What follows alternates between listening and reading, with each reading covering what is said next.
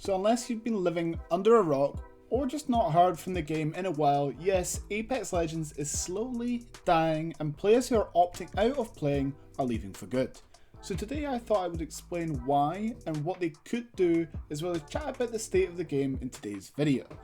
So this issue with Apex is very simple. Player numbers are dropping and people who are sticking around aren't getting that much back from their game. I, along with a lot of others, do think this is a result of some of EA's actions that have been done recently. But just before that, if you do go on to enjoy today's video, please do leave a like and subscribe, and let's get chatting down in the comments after you watch today's video, because I've got a lot of points to go through it, so stick around, listen in, and then give your thoughts in the comments below. So back to what I was saying, however, the main issue I see causing players to leave in Apex is just simply the lack of things to actually grind. Sure, we have small modes and events here and there, and EA have added more modes, which is good, but once you play it and there isn't really enough there to keep people playing. We only really have ranked, which if you're any decent at the game and you play at a rank past like Platinum, you can expect cheaters and teaming all the way through till Pred, which is an instant turn off for a lot of players, including myself, and leaves you flat with nothing to play.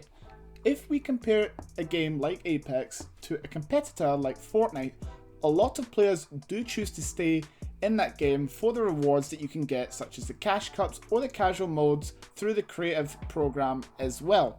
This is also good for small creators who need that creative program with creator codes to make enough money to stream to keep those small communities together, which help those players keep playing the game and it spirals, etc, etc. The main issue is that Apex just doesn't have enough to keep some of the core players engaged, leaving those players to leave with the imbalance of skill-based matchmaking. So you have people who are fresh starting the game, who've got a lot to do, and people who have maxed everything and have nothing to do apart from play ranked and get annoyed at cheaters. Another issue quickly is definitely the events EA have been doing lately with the quote-unquote new content. It's just impossible for most people to get. Like, take the Serpent Sting for example. Who on earth is going to buy that? How are you going to have a dev spend time working on new animations and stuff for the heirloom and put them in a $360 event or whatever the price was, thinking anyone outside of people making a living off the game already are going to obtain it? Like, come on, do better, EA. Because people in that event, some people could barely even get, like, outside the free like 4 packs, who's going to get more than 10 packs in a 38 item event? Like, it's just stupid from EA. And I think anyone who sees like a new trailer and it's based on like the new Serpent Sting, and oh, who's going to get it? Like, sure, you'll get heirloom shards, but anyone who doesn't put money into the game is going to have maximum 3 heirloom shards after they've completely maxed all the levels. And past that point, you're not going to get any more, which a lot of people are already at or are just starting their journey in Apex. So anyway, I'm going to list a few important things that Apex could do, or sorry, EA could do. Then we get into discussion in the comments going in for anything else once I've explained some of my reasoning for some of these points. So again, as well, we'll get the discussion going. Leave your comments below. So some of the things that I'm going to list right now are things that they could do to improve the game now. Things they can add and change now to bring back players. So first of all, add every single map into rotation. Imagine you're a player and you get on Apex and your 2 favourite maps are World's Edge and Stormpoint. Guess what? You cannot play any of them this whole season. And, you know, there's going to be minimum 2, 3, 4,000 people that are going to be World's Edge, Stormpoint only, don't like any other map, and they can't play it. Right now it's District, Kings Canyon, and Olympus. I myself love Kings Canyon when Kings Canyon's not in rotation. A lot of time, like recently, I've installed it just to play Kings Canyon because I love that map. Whereas people who love Stormpoint can't play right now because they don't want to play. So adding every map into the rotation, whether it's in a voting system, whether it's just permanently there, or whether it's just the option to play, they have to do something to get all the maps into the rotation, in my opinion. It doesn't have to be the same for ranked, but for pubs, we definitely, in 2025, should be having all of the maps in rotation. There should be cycled for game modes and maps, like I'd said about the maps, but also the game modes. All the new game modes that EA are bringing out, why keep them timed? Release them, put them new, and then just put them into a rotation of all the new game modes. Not the event game modes like the Trick or Treat ones or the Shadow Royale.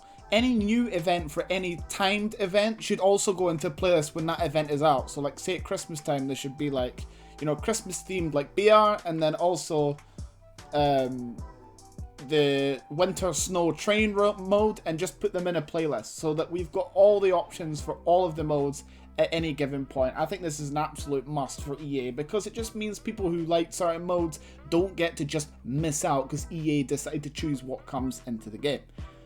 Next thing we should do is make solos a permanent mode. Solos was extremely popular since this game is a very team-based heavy game. Anyone getting onto the game solo will know that this game is an absolute drag at times to play this game. So definitely making solos a permanent mode would be good in keeping players sticking around. Reducing the price of events and increasing free packs given during events so people can complete them is another one I would say it would be good.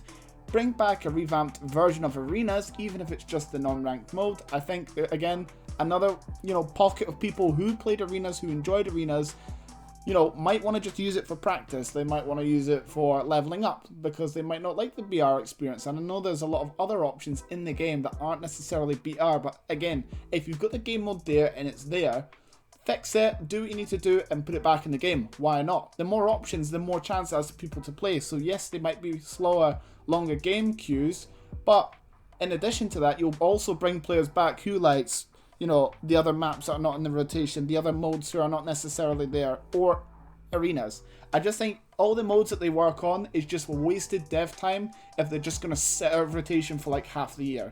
I don't know what you guys think about that, but I definitely think that's one of those ones that's blatantly obvious to me.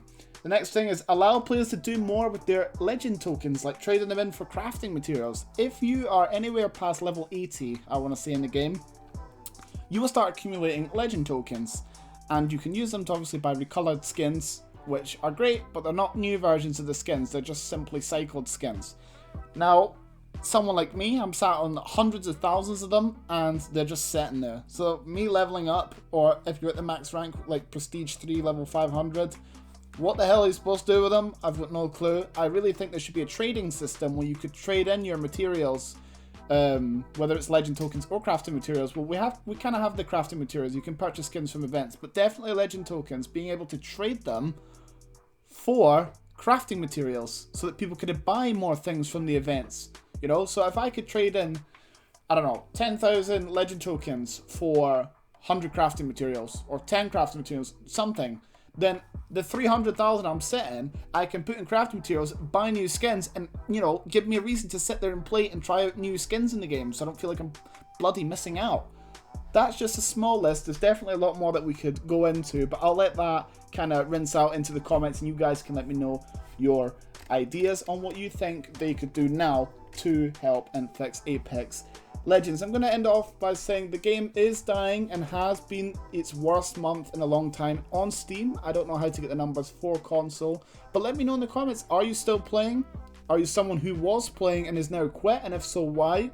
Or if you're someone who's looking to get into Apex and just don't really understand the whole hate, you know, leave your comments down below. Get chatting. I want to hear what you guys think about Apex and its downfall right now. Will it, you know, have a recession? Will things pick back up as they always do when you get a new season? Again, let me know down in the comments. If you did enjoy today's video and agreed with a lot of points that I made in today's video, go ahead and smash a like on today's video and subscribe. I would really appreciate if you could subscribe, since we're only 100 subscribers away from 5,000. So again, thank you for watching today's video. I will not waste any more of your time, and I'll see you guys in the next one. Goodbye.